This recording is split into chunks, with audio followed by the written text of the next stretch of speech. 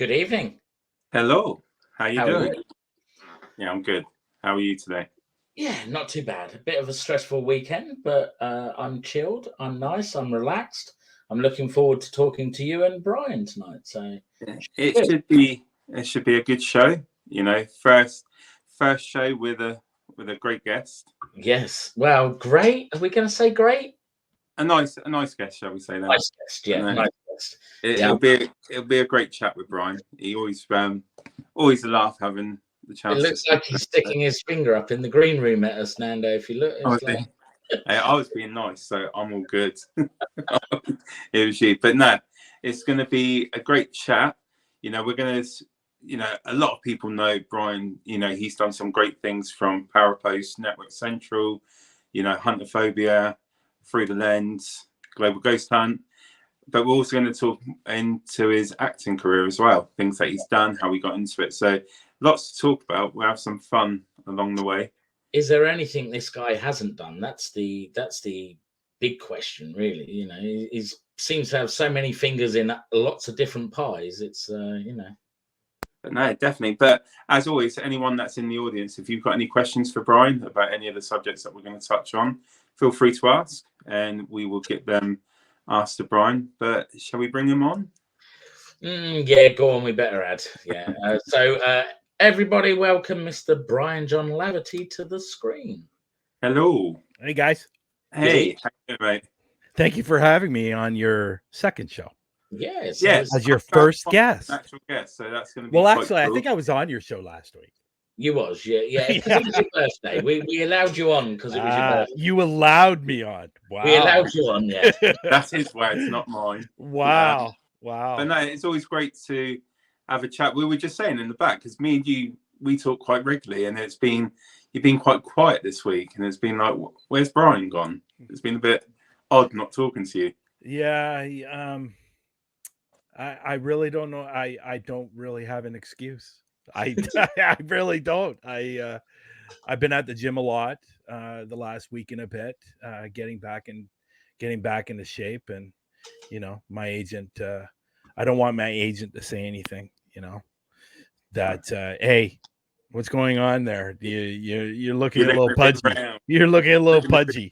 So no, and it's been a great week. Like weight wise, I lost between 10 and 12 pounds in the last 10 days, which has been great. So cool. I'm gonna my goal is probably another 15.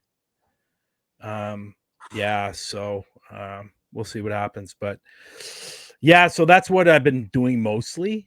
But other than that, a few things here and there with Global Ghost Hunt. But other than that, and obviously I had some self-tapes to do these past week. So it's got me busy. Yeah. That's cool.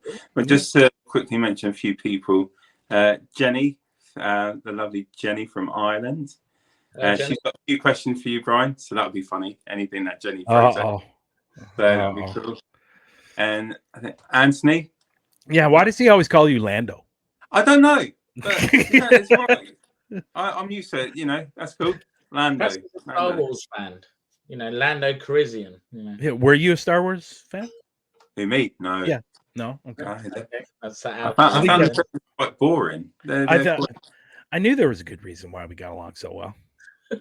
I'm not a Star Wars fan at all. No, I'm a Harry Potter fan, if that makes a difference. But yeah, I'm going to kick him from the almost chat. Right? He's gone. You had me going there, and it was a good thing, and then you brought me back down. It's all about Star Trek, mate. Everything. Star Trek? Oh, okay. Yeah. Well, I have an interesting story about Mr. William Shatner. Oh, okay. Go on. A very interesting story. My photographer, or the person that takes my headshots, she great woman. She takes amazing shots, and made me look good. So she has to be amazing. So I asked her. I said, "Who's been your worst, and who's been your best person to take shots?"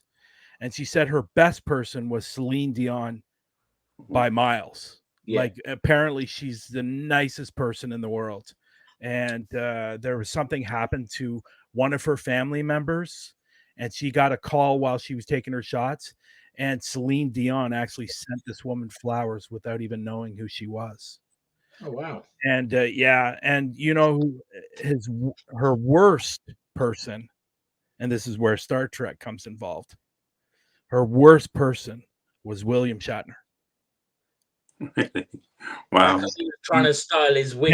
Well, yeah. Apparently, he is not a very nice person.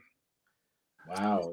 Yeah, and it's funny because I said, "Well, explain. What do you mean?" She gave me an example, and she said, "So I was taking shots. His assistant was here, and I couldn't speak to him directly. I had to go through his assistant, which was literally 2 feet away from William Shatner." Wow. Yeah, because some of the Star Trek cast said the same thing about him. Like George Takei said exactly the same. He was unbearable to work with. Yeah. It had to be all about him and Yeah. sod everyone else on the Enterprise. So. And he was drinking while they were taking pictures, because apparently he is a major drinker, or what is an alcoholic. I don't know if he still is, but at that time he was. So yeah, it's interesting. The acting world's it's like the paranormal world. It's very small when it comes to crap, and it's very small when it comes to drama, but it's very big industry, but it's very small. You know what I mean? Like, it's very small when it comes to drama and crap. And the acting world is exactly like the paranormal world. There's really no difference when it comes to the drama, the backstabbing, the cheating. Yeah, a lot of cheating in the acting world, if you know what I mean by that.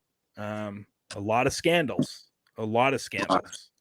So I thought the acting world was bad, but when I got into the paranormal world several years back, I go, oh my God, the acting world doesn't even compare. Like, the paranormal world is out of control, and it's only getting worse. Honestly, it's not getting any better. It's getting worse. And you take a look in your timeline of Facebook, or go to Twitter. Twitter's terrible for it. Like, I thought, like, Facebook's bad, Twitter's worse. Like, there's nothing but drama and fighting on Twitter, which is weird because you can only use 140 characters. I can cause a riot on it. Is it 140 or 180 now? Somewhere around there. So that's crazy. I don't keep up with that stuff. It's a shame that something that we just want to enjoy has so much drama involved in it. It is it's not good. No. Not good, but it is what it is. It's something that you have to deal with. And like I said, as much as we'd love to have the para-unity stuff, and we hear the word all the time, in reality, it's just not possible. No. It's just not possible. So, especially when you have people spreading the word para-unity, but don't live by the word para-unity, and that's even worse. Yeah, So how's the fires out there? Because we've been suffering from the smoke over here. It's been blowing over to the UK the last weekend. That far? Yeah, they put a weather warning out, like, smoke late at night through the density of the wind and that. So we've had a little bit of smoke. Well, I will say it's quite clear today. Last week was bad. You could see you can step outside and you can smell it. But today it's quite clear. We had some rain over the last couple of days, so I really think that cleared it up. Yeah. In all honesty, it took the pollution and crap out of the air. So and definitely the smoke. So yeah. Other than that, I really try not to pay attention to it. In all honesty, it's like, from where I am and from where it is, it's about a 7 or 8 hour drive. So I'm quite a ways from it. So yeah. But I definitely want to thank people that reached out to me and asked me how I was doing, if I was okay, and I thought that was really nice. And I'm fine. I'm here. You still are kicking. Yeah, I'm You still are. kicking. I woke up this morning. I woke up this morning, which is always a good thing, right? Yes. It is. Isn't it? Brilliant. So, you know, getting into a bit about Bryan, you know, we know, you know, we've spoken a lot. We know about your background with the paranormal, you know, and we'll get into that. But I wanted to, you know, go in a different direction and start on with your acting career. Okay. You know, you've done a lot into, you know, with different parts. But how did you get yourself into it? What sort of got you into that sort of industry? It really started when I was in high school. And actually, even before high school, I think junior high, I did my first theater production. And that's when it really started. The teachers always said to me that I have a very strong voice and it projects. So they thought I'd be really good for stage. And that's what ended up happening. I started doing theater in grade 8. And I did a little bit throughout high school, but I really got into it when I got out of high school and out of college. I met somebody that had an agent that introduced me to that agent, and they said, "Have you thought about it?" I said, "Well, I did it in junior high. I did it in high school. I've definitely thought about it." And so he goes, "Well, get some pictures done and let's see what they look like, and we'll get you out there. We'll get you." And I said, "Okay." So my very first audition, and I'll never forget this, my very first audition that I did was for a raceway horse racing. Yeah. Yeah. And I got it. I got my very first audition I got was for a commercial for Raceway. So I really started getting into it a lot more. And also keeping in mind that I had a full-time job too. So it was definitely difficult to swing the auditions, because really anybody that's in this industry, you have to have a flexible job where you can leave and do an audition. Today it's a little bit different since COVID, because there were still auditions coming, but you weren't allowed to go into the office. So they started sending out all the auditions through self-tape, and they haven't stopped. So I haven't been at an actual casting house in probably 3 years. They're all self-taped now. And there's been a lot of complaints about that, because it is really difficult to do self-tapes at home, especially if you're not in the right environment, because they expect so much in self-tapes. The lighting has to be good. The sound has to be good. It has to be quiet. And let's be honest, like the outside noise, like with the road or outside, it's very difficult to keep everything quiet. So I know people have been complaining about that, and it's time for the casting directors to really start bringing in these people again for auditions, and it's not easy. Now, the only bonus side of doing self tapes is that you can do your lines over and over and over and over again. Like you can rehearse it till you're blue in the face and getting it perfect. Now when you walk into an audition room, you got one shot. So that is the bonus side of doing self tapes. For example, last night I did a self tape last night for a commercial that I'm not really a commercial guy. Like, honestly, I've done, I think collectively, I've done probably anywhere from 80 to 100 auditions for commercials. And I've gotten my time of doing this, I've gotten 2. So I'm really not a commercial guy, and I keep on telling this to my agent, but the problem is my agent understands this, so she never submits me for like commercials. But the problem is casting directors are asking for me, so she can't say no. So when a casting director specifically calls her up or emails and said, "Listen, we need Bryan to audition for this," which is great, and I don't have a problem with. But when you get turned down so much or not getting the role, it does get a little bit discouraging, but I keep plugging away. And hopefully I get this commercial. It seems like it's going to be a lot of fun. And it was kind of a from what I could tell, it seems like the commercial is kind of on the funny side. So I tried to do those funny things but we'll see. So so really that's how it all began for me when I got into the acting. And I left the acting, if I can just share this, I left the acting world probably when I was about 26 or 27. And I don't know if you guys might not know this, but back in those days, there were a lot of soaps on TV, like a lot of soaps. So I was up for a role for a soap. Oh, okay.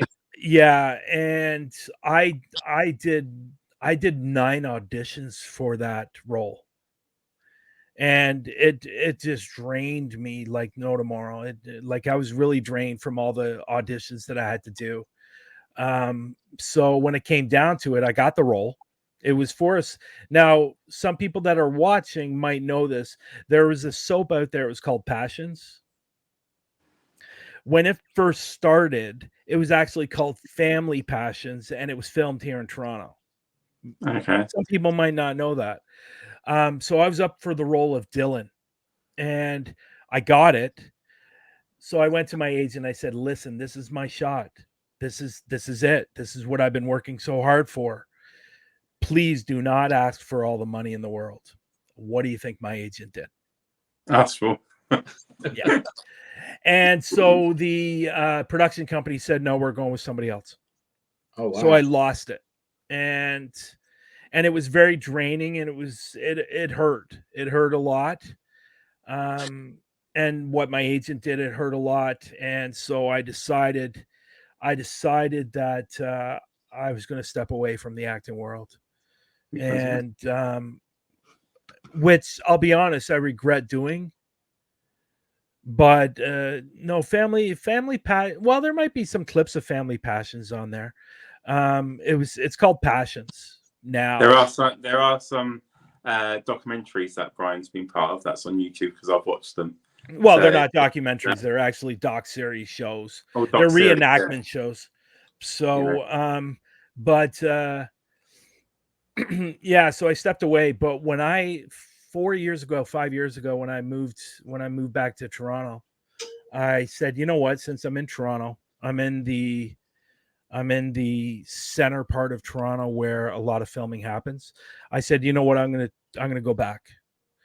And which I did. And it might have been a smarter move than what I did. Who knows what would have happened several years ago, but now I've done so well. It's been great, and a lot of the shows that I've done have been great, and it's a lot of fun. And I always say this, when I'm on set, it feels like a second home to me. Like it just like, I know a lot of people go on set and they get nervous and are pacing back and forth and reading their lines over and over and over again to make sure that they're perfect. Me, I'm the complete opposite. I don't get nervous. I enjoy talking to the crew. I make friends with the crew. You have to make friends with the crew because these people could be on future projects, especially if you become friends with the director. Now, the last one I just did, me and the director got along really, really well. So I'm hoping, and he's from London. He's from England. He was only down here. He was only down here filming that for that episode or 2 episodes. And we got along really, really well. He was really, really impressed with what I did. And so was the crew. Like the crew was like, my last scene, they said, "My God, you look like you were a killer." And we'll get on to that. You know, definitely. But one of the questions I did want to ask about the acting career, like there's certain processes. How did that impact you guys when the COVID hit, like during the pandemic? Was that harmful to your career in the acting industry? How did they cope with that and manage? Of course it does, and it shut down. It shut down for Oh gosh, I think it shut down for about 6 months. And during that time, I filmed a TV show during the COVID time as well, which was great because that particular one I didn't even have to audition for. They called my agent and said, "Listen, we need Bryan to do this part," and those are the best, by the way. Just to let everybody know, those are the best. So you're not having to memorize lines over the next couple of days. Um, yeah, so yeah, I think it shut down for about 6 or 7 months and then it started up, but the rules were very, very strict. Like you had to wear a mask on set. You had to take the COVID test before you started, and Yeah. then they would repeatedly take your temperature while you were there. They would ask you questions while you were there. It was a pain in the ass. I understand why they were doing it because everybody's working so close to each other. Yeah. I get it, but it really became a pain in the butt. But yeah, during that time, I did a couple of TV shows, 3, I think, during the COVID time. So they were still going on. It was just a lot of restrictions. And because when we were going through the pandemic here, we had a lot of social distancing, so you needed to be quite a fair distance away from the person in front. Yeah, that was hard. That was hard. How was that for you, trying to, act out the scene, but having that extra distance between you and another cast member? You couldn't. It was impossible. Because obviously some of these shots are so close, right? But you couldn't, like, the only good thing is before you went on set, when you went on set, you had to wear your mask until he says action, you take off your mask. The mask had to stay on the whole time. Which was a real pain in the butt because if you were in the holding area for 9, 10, 12 hours, which some days are, sometimes it's 14, wearing the mask all day is really, really, really difficult. It really was. It was a pain in the ass. I found myself going outside a lot because then I was able to take off the mask because I was by myself, right? Yeah. So, but no, it was tough, man. It's tough. And you know what? It's tough right now, too, because we have a possible strike happening when it comes to the writers and the writers, camera, and production crew. Same as in America, because they're striking as well, aren't they? Yeah, they're striking here as well. Yeah. So I think the cameramen came back, but I think the writers and the production, like directors and all that, I think it was supposed to happen this week, actually, or next week. So, but that's going to have another effect on the industry. But don't be surprised that your shows that you watch in the fall won't be starting a little bit later. Yeah. Because of all the strikes. So yeah, I watched Chicago Fire, and that's obviously filmed in America. Yeah. And they've already said season 12 is going to be delayed because of the strike action and all that lot that's going on. So yeah, I like Chicago Fire, Chicago Med, and Chicago PD. Are they all on the same night over there? Yeah. Chicago. What night? It's a brilliant night. 3 hours of Chicago.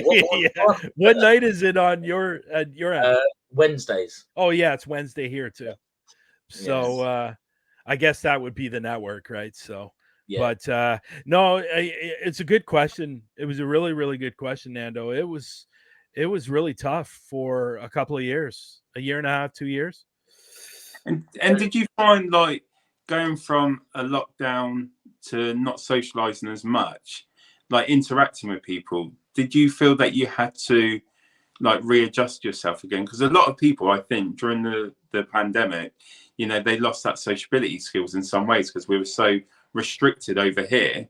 We weren't allowed to see a lot of people or socialize. Did you find that hard, like coming out of the restrictions and going back into your acting role? Did you find that there was a difference with people's mentality and their attitudes, or did you get back into it quite easily? Yeah, I would agree with other people because I knew a few people that were very very strict on what they did and who they saw. And my mother and her husband didn't allow anybody to come over. So some people were very, very strict. I'll be honest, guys, I was not a big believer in the whole crap. to be honest. I know a lot of people were walking around with masks. I didn't. There was a lot of, for me, there was a lot of unanswered questions about it. That just didn't make a lot of sense.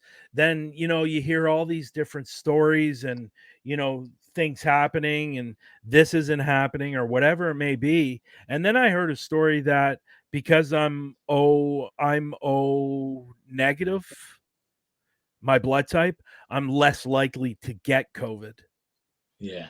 So I can't it's O negative. So I don't know. To me, there was information that was every day that was something different.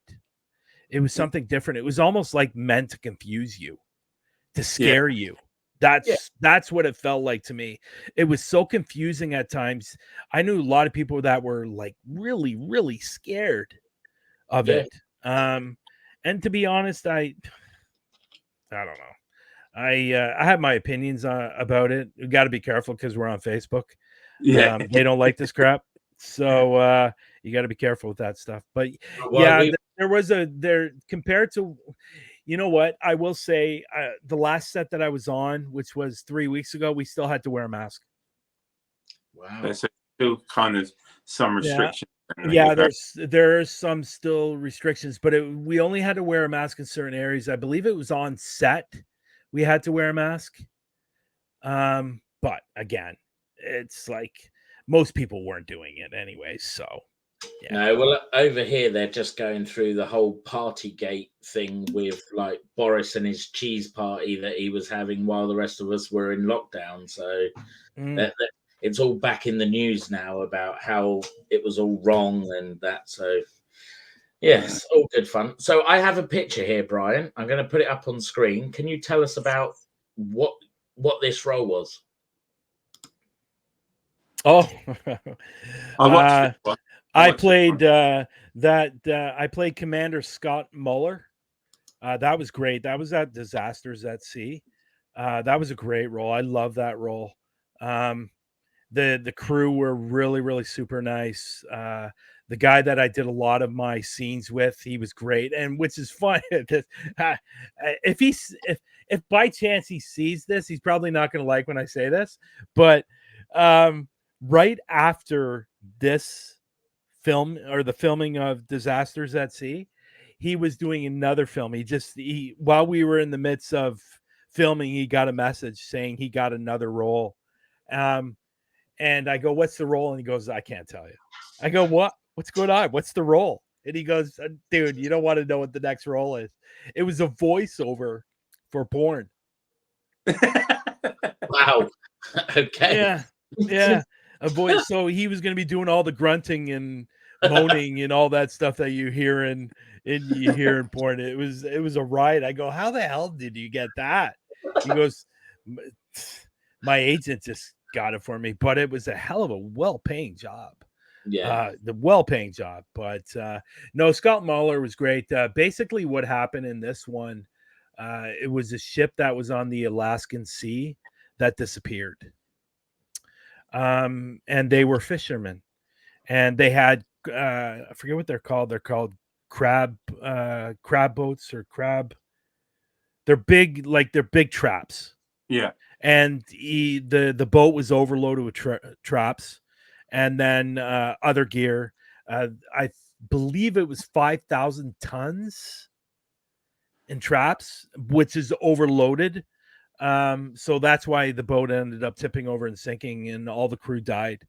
So basically, my role was investigating the disappearance of Destination. That's what it was called, Destination. So no, that was a great role. Really, really good role. And if people know that I have this, and you don't see it in this film, they covered it up with makeup. Oh, okay. Yeah. That must have been quite a lot of makeup they had. An hour and a half. Yeah, which unfortunately the director didn't like me too much at this moment, because my very first scene I was wearing long sleeve, But then in the afternoon, I had to wear a short sleeve, so they had to do the makeup for it, and it took 45 minutes to an hour, which stalled the production. So the director wasn't very happy with me, but it turned out great. It really, really turned out great. I love doing that film, and that was filmed. That was filmed about 2 hours from here in a town called Port Perry, and it was just it was an amazing experience. Disasters at Sea is a very popular show in the States and here in Canada, and it was a lot of fun. It was a really, really big role for me. It was one of my, like, I've had lead roles before, but this was a major lead role for me, and it was a lot of fun, and it really put myself on the map in the acting world, because I could go outside now. People are, recognizing from all the work that I've done, and which is nice. And I like it because they're coming up and saying, you know what, I loved you in this, and that's what I like. That I was able to entertain them in some way. So it's not about full head or blown up head or me walking through the door and can't fit and stuff like that. Really, it's about, because you put so much hard work into it, and it takes a lot of time to film these productions, and then for somebody to turn around and said, you know what, you really did an amazing job in that, and I really loved it. That means a lot to me. That really means a lot. So if there was a franchise you could be on, what would you be on now? If someone said to you, right, we're going to give you a role, what would you like to be on? Blue Bloods. Okay. Blue Bloods, definitely. I'd love to be on Blue Bloods. The girl that forget her name now. The girl, one of the main characters, not Tom Selleck's daughter, the cop, and she's married. Yeah, she's actually from Canada. Oh, okay. Yeah. So, Blue Bloods is definitely one show I'd love to be on. Any of the Chicagos I'd love to be on. There's a few other TV shows that I'd really love to be on. There's actually a new TV show that's starting here in Canada that I think is going to be quite popular. I would really like to get a role on that as well, and hopefully I will. Hopefully I will sometime soon. So that'd be cool. With the roles that you've done, like specifically to like these doc series, they're reenacting actual events. And your most recent one, your part was a murderer. Yeah. Now, when you're going through these sort of roles and you're reading the scripts and everything like that, how do you get your mind into that mindset? How so because a lot of the roles that I've seen you on before have been quite, you've not played the murderer, you've played, like the captain and things, but this role must have been different for you. So how did you go through that and get your mind like into a murderer's mind in a way? Yeah. It's interesting. And you'll hear a lot of actors say this: research.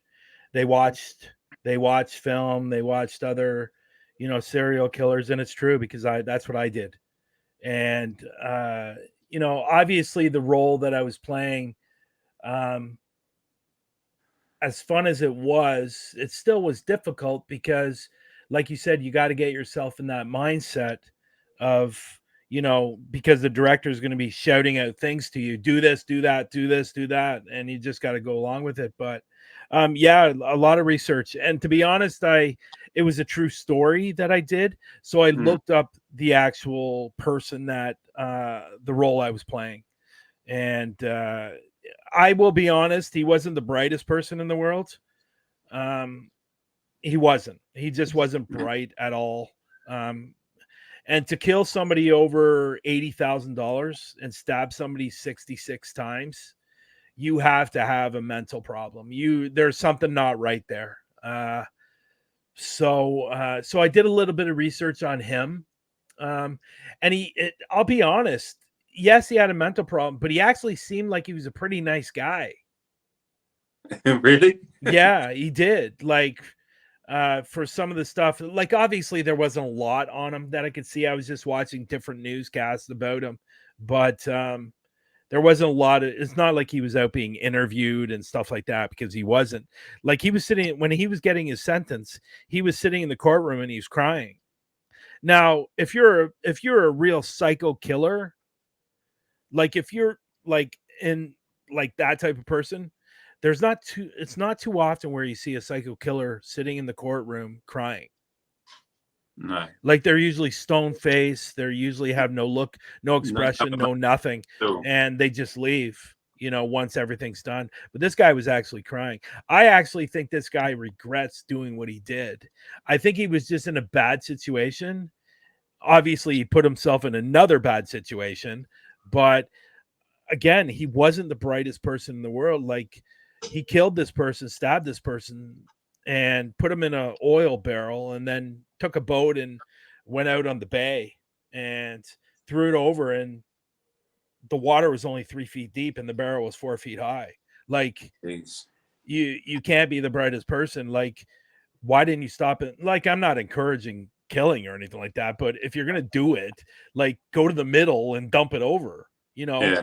But not on the shoreline, for God's sakes. Like, what are you doing? So, and after acting that role, was there, you know, maybe not for you, but did they have some kind of support system? Because going through like a killer's mind and acting out like you're murdering someone, that must take a toll on some people, even though that you've been in the acting career for a long time. That, do you find that, is there support in the background for, you know, if you need it? Like, no. To put it bluntly, no. I think I can only speak to myself or speak about myself. When I get into that role, when the camera stop rolling, I'm out of it. Like, that's just the way it is. That's the way my mind is. Like, I played that role, it's done. Now, I will say, at the end of the day, once filming is all done and stuff like that, your adrenaline is just moving. Like, it's really, really moving quickly. I just try to settle down the first day, and I've done this, and I'll tell you the relationship. This will tell you the relationship between my son and myself. Okay. Everything I do, every time I've been on set, when I leave, every single thing I've done in the last 4 years, I call him. When the day is done, I call him. Like, even if I've been shooting for 3 or 4 days, I call him after every day. I just call him all the time, and he really helps me settle down. I explain what happened during the day. I explain my scenes, and my son is I will be honest, my son is my rock when it comes to my acting, and he's helped me tremendously calm down, settle down. He asked me once, how come you call me every time, you know, at the beginning when it was happening? I go, and I told him like what I'm telling you guys right now. And so every time I'm on set, he's expecting a call at the end of the day. And we talk for probably about 30 minutes to an hour, and he helps me settle down, puts everything back into perspective for me. And he's been a godsend when it comes to that. And you guys know I love my son to death. And he's been my rock through all of this, and he's very, very supportive. He gets very, very excited when he finds out that I've gotten a role, and he's going around telling all his friends and stuff like that. And so, but my ex-wife is not so impressed. Okay. There's always going to be someone that's not impressed. You know, I don't know if she's not impressed, but I know it's one of those whatever, you know. But I know her family's impressed on the amount of stuff that I've done. They're always wondering when my next project is. So, but no, my son's great. I love talking to my son, and after every shoot. Yeah, that's it. So it's like your safety place in a way. Yeah, right? Yeah. And I think he really helps me get out of the role that I've just played. I think he helps me a lot. I think he helps me more than he thinks he does. And especially this one. This one was tough. I will be honest, this one was tough. Because I've never played a killer before. And the director's coming up to you and say, you know what? And I had a little bit of a funny moment with the director, and I think I told you about this, Nando. So I was doing this one scene where the guy that I actually killed comes into the room, and we're actually starting to get into a squabble or a little bit of a fight, a little bit of a yelling match. And so I grab him, and then they cut. And I turned to the crew and I said, is it bad that I'm thinking about my ex-wife during this scene? So they had a real good chuckle about it. And he goes, no, play with that. I go, no, I was just really kidding. But no, it's more. Oh, he's paused. Well, he'll come back. He will come back. So why he's got that very strange face on? Am I back? Yeah, you're back. Yeah, okay. Back. Okay. That was a worry. Yeah, that's weird. That's karma, right? I said something about my ex-wife. Yeah, she's back. She's haunting me. She can hear you. But yeah. Playing the killer, did you find it hard, like personally? Because you're not, like, we know you quite well, you know, as you know, we speak to you all the time, and you don't have that sort of mentality. And the thing I'm trying to work out is, you know, is it hard to get into that sort of phase of having to pretend to be a killer and act out a killing scene when you haven't got that in you? As well, does that make sense? What I'm trying to ask, like, we know that he hasn't. Well, we know he hasn't. Well, we think he hasn't, but you don't know me that well. No. Okay, that answers my question. Yeah. No, you know what? I find it very easy to slip into a role. I don't find it difficult. And I think I could pretty well play anything once I put my mind to it. And that's why acting school for me was important, you know, because they really help you develop. They put you, see, I would consider myself more a method actor. So I tried to think of something that would put me into that mood, into that angry, because the method acting is an old way of acting. There's not a lot of method actors out there anymore. Like Al Pacino and all those guys were all method actors. And that's what I do. I think of something. I'll be honest, guys, most of the time I'm thinking about my I have a lot of hate towards my adopted father. So and I know that's sad to say it, because it really is, but I have a lot of anger towards him, and I think that's where I draw a lot of my anger from. I start thinking about my childhood, and that's what happens. So, but then at the end of all that, I have to come out of it. And that's when I talk to my son, and he helps me get out of most of the roles that I've done. Have been really that challenging, but the killer one was because I'd never been a killer before. And I wanted it to look good. And the director said it looked good. So we'll see. We'll see the final product. Yeah. In October. A weird question. Did you enjoy playing that role as a killer? No. I'll be honest. No, I didn't. It's not really me. It's not really me. Yeah, and I know it's acting. I thought it would be fun because it's something different, but no, it's not me. It's not me at all. And if I had another opportunity to play killer, obviously I wouldn't turn it down. But if I ever got to the point where I could choose roles, I don't think I would do that role again. So yeah.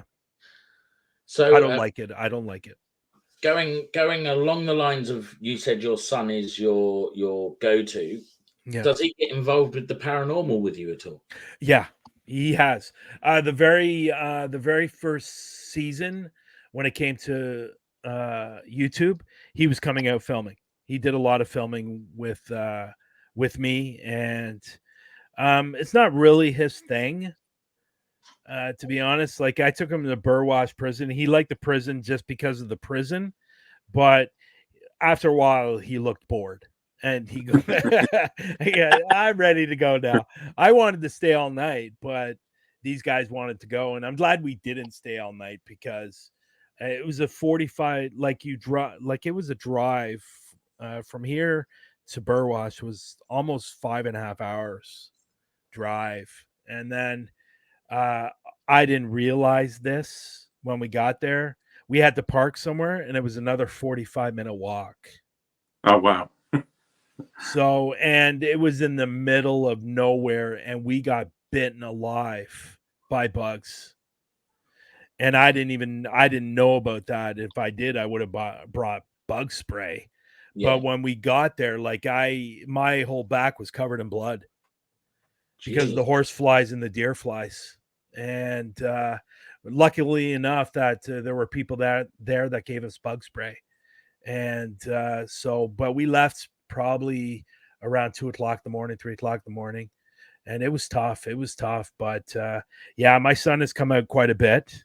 Not recently, not in the last year, or has he? No, not in the last year. He hasn't, but he likes coming up. He likes going to the places. He does like it. But give me about 2 hours and I'm done. I'm ready to go home.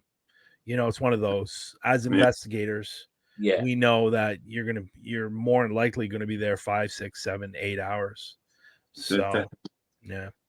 And with the paranormal, going through that, you know, I've heard a few times you were saying about how you've developed, you know, different abilities like seeing things, hearing things, and dealing with different spirits. Do you think your acting career has played a role in your paranormal career, where it's helped you understand different kind of spirits, where you play different roles and different kinds of people?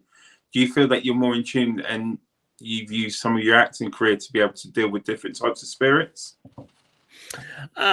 No, I don't think so. I don't think I've done I don't think I've done anything like that. I don't, you know, the paranormal is the paranormal. That's where it is. The acting is the acting where it is. Now, if I ever did, now I will say there was a couple of shows that I did that were involved in paranormal stuff that I could relate.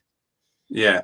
I could relate easily. And I would tell the director that, you know, I'm a paranormal investigator. Oh, great. I didn't know that. And some of the jobs that I did get was because I was a paranormal investigator. And they found out that I was a paranormal investigator, which was in line with the actual show. So, and that was good. But no, generally overall, I try to keep them separate, to be honest. Yeah. I don't really relate anything with the acting and the paranormal together. I try to keep those separate. And like I said, if there is ever a role that I have to do where I do have to paranormal's involved somehow, then I think I'll be able to easily relate to it for sure. So and that'd be cool. That'd be cool. So you sent us a few clips. A few. How many did I send? 1, 2, 3, 4, 5, 6, 7, 9. Oh, there you go.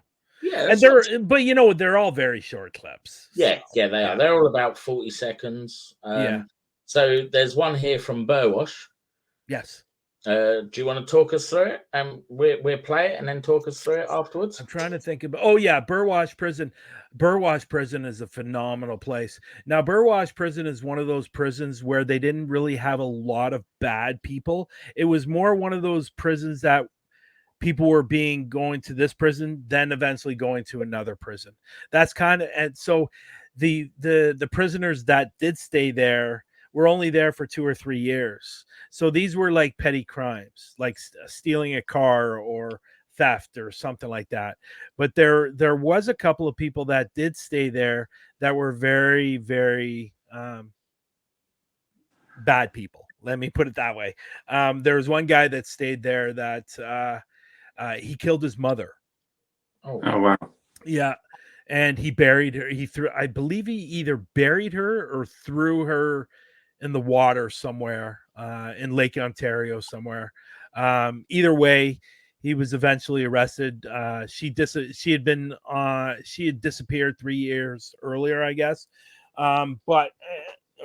She had been missing for 3 years. They finally discovered or found her body, and he was arrested and thrown in jail. But this was a stop that he wasn't going to be spending the rest of his life there. It was just mainly a stop to go to Kingston jail, which is the more popular jail for those kind of crimes. But Burwash is a great place. It's out the middle of nowhere. Like I said earlier, it's about a 5-hour drive from me. There used to be a small town around it, but that's basically gone. But Burwash prison's great. Basically, the clip that you're going to see, the room that we were in, it looks like the room. There's a stage. It looks like the room where they would be showing the movies. But as we know, sometimes some of these prisons, because of the stage and because there was a stage there, it was a little weird, to be honest, like a stage being in a prison. But we figured they maybe did some productions or something along that, and that's what this clip is about. Okay, yeah. Here's the clip.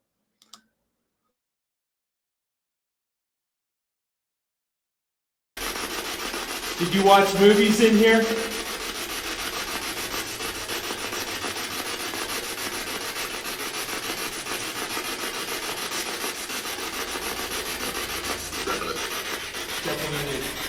Definitely. That was definitely.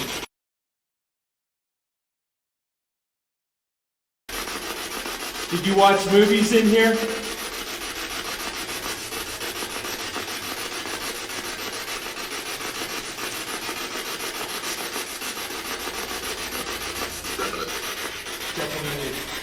Definitely. That was definitely.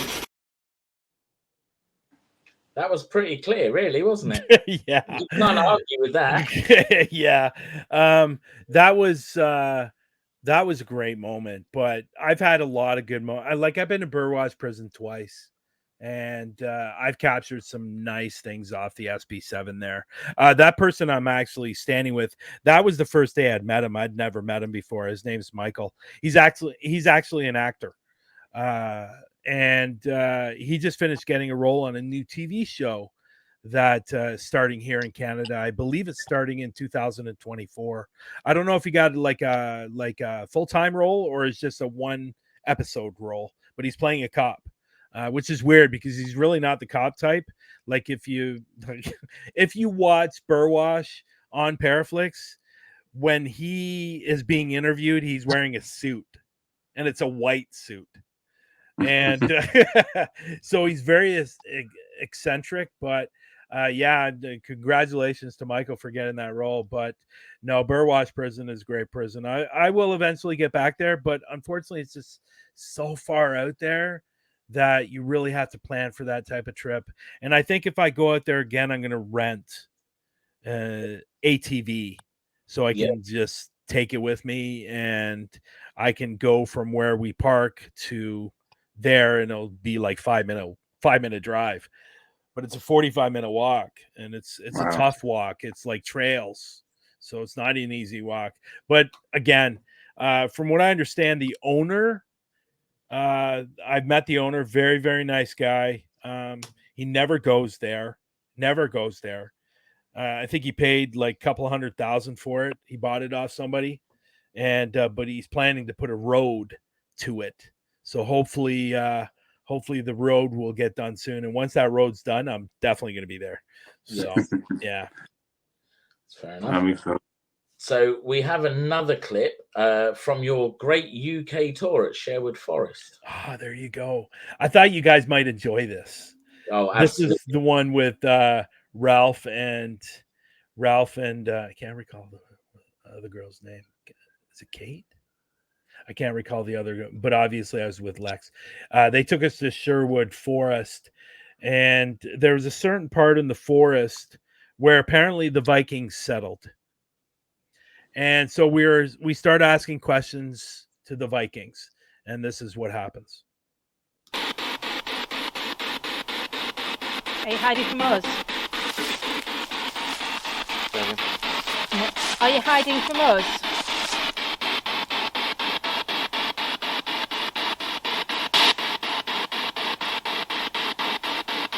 Are you an outlaw?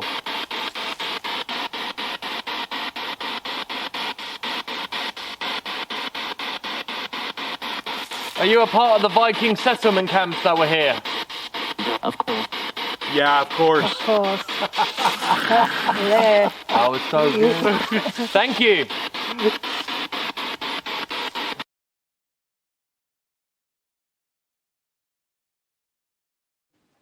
So it was Lex's face that got me on that, because he was just shocked. He was like, "Wow."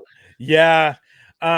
You know what I found really, really interesting about the SB7 in the UK is during my time there, and we filmed 11 different places, and obviously I use the SB7 a lot.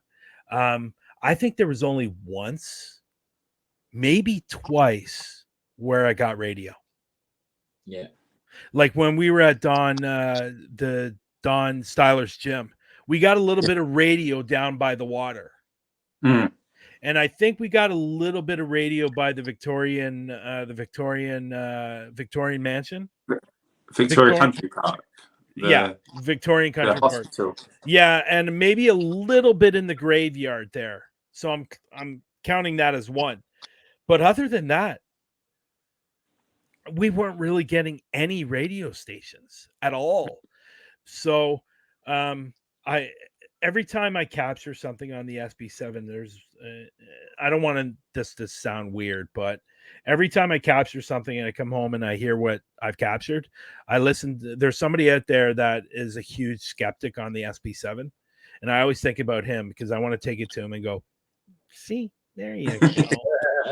So, but no, the UK trip was amazing, and meeting you both, and hopefully I'll get out there in January, February of next That'll be year. something to look forward to. Yeah. You know, with yourself, with the paranormal, you've done you've done a fair bit, not just for yourself, but you've done a lot for a lot of other teams, a lot of other vodcasters, you know, with Parapost Central Network, with the Global Ghost Hunt. You've shown yourself to be very given in the sense of you want to highlight a lot of different people. Now, sometimes, you know, the paranormal field can be quite a selfish place in the sense of how people, their mindsets. Why are you so keen to get in, you know, being different? You know, because a lot of people are about themselves, they don't want to share, but then you're putting your own stuff on the background, on the hold, to help all these other people. What you know, where did this all come from for you with Parapost Network Central to the Global Ghost Hunt? You know, really for me, Parapost Network and Huntaphobia, and because I've had groups come on to Huntaphobia as well, along with you guys, and hopefully those videos will come out this year and help you guys and help, you know, Rob and GSI and stuff like that. I've always been like that. I've always been a very, very humble person. I see a lot of good teams out there. I see a lot of good vodcasters out there. I see just generally a lot of good people out there that are not getting what I think they deserve. And that's why I started Parapost Network, Central at least, and even the app. So people can share thoughts and stories and pictures and, you know, enjoy themselves instead of always fighting amongst each other. And you know, I've always been that type of person. I would say that if I got anything from my adopted parents, and that would be to be very giving and remember other people before you remember yourself. And that's what I've always done. And I won't change. I won't change. A lot of people have come to me and say, you know what, you have to be a lot more selfish. It's just not in me. It's just not in me to be selfish. I'm not tooting my own horn or anything like that. And I'm not trying to get bragging rights that I've helped Rob or Portal to the Paranormal. I'm not asking for thank you. I just want to see you guys do well because I love you, both of you, very, very much. And you're very special to me. And I want to see you grow, and you deserve to grow. Like hey, listen, I want to grow too. I want to grow, but I just get a real enjoyment in seeing other people grow because I've helped them.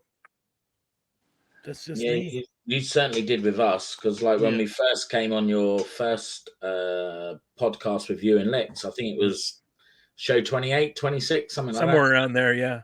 We were Yeah. only at like 400 subscribers, and by the time we'd finished the show, within the next 7 days, we went up to like 800, and it's Yeah. just continued from there. So Yeah, I think of a few people that happened to, and when I saw that you guys hit the 1,000 after being on the show for a couple of, like, I think it took about 2 weeks, but I think you guys, yeah, it was about 2 weeks, and you guys hit 1,000.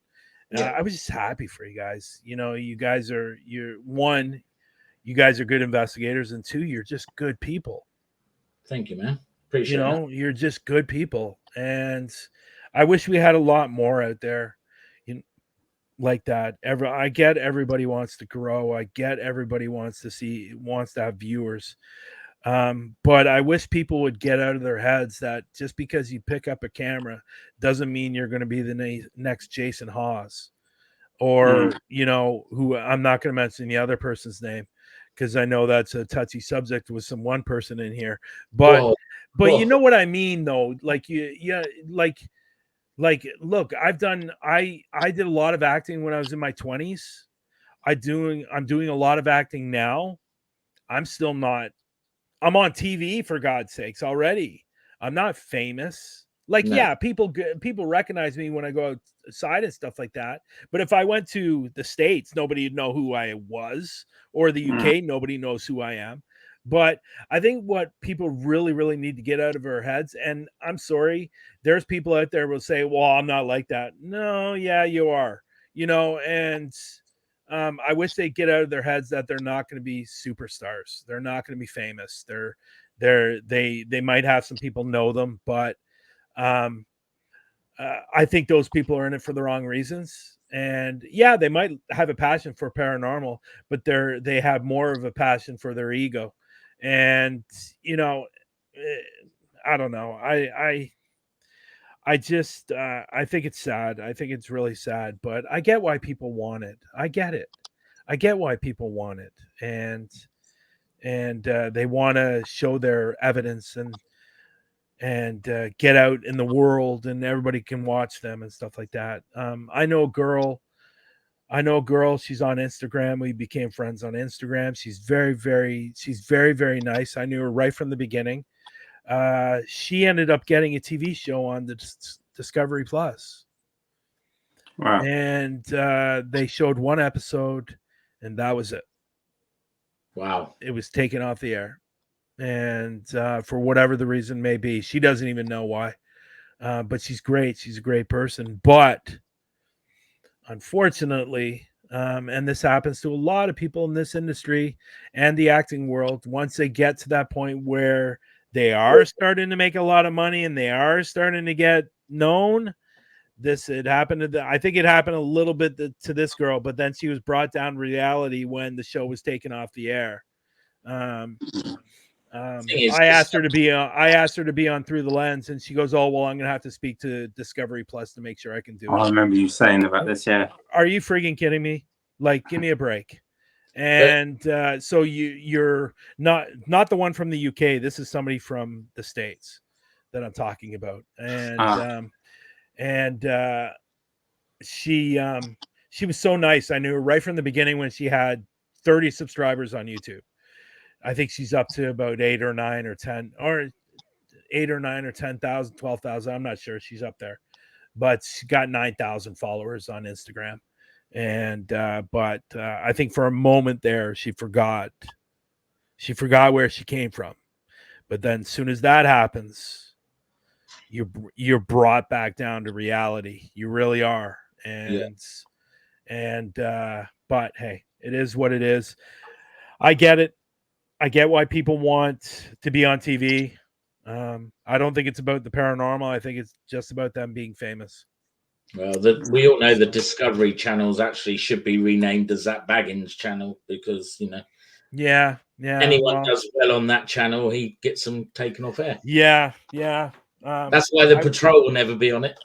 Well, I really wish the Sci-Fi Network would really start doing more instead of just showing repeats all the time. Because I'll be honest, I think the Sci-Fi Network is better than where I think it's better for the paranormal stuff than Discovery Plus. Yeah. So if Sci-Fi came back, if the owner of Sci-Fi or the CEO of Sci-Fi would get his head out of his ass, that channel could probably do a lot better than it does, because all they do now is show repeats. So, yeah. I just want to go back to a comment that Jenny made as we're on the paranormal subject now, and it's quite funny, this one. So Jenny asked the question, I don't know if you saw it. Brian, if money wasn't an object and you can investigate anywhere in the world, where would it be? But she's asked for your top 3 locations. You guys are foolish because you know what mine are. I don't know your ones, actually. She's only saying that because I asked that question on Through the Lens every time. That's what I thought. So, I don't know your ones, actually. So it'd be good to know. Well, you will. You'll go, oh yeah, that's right, when I say them.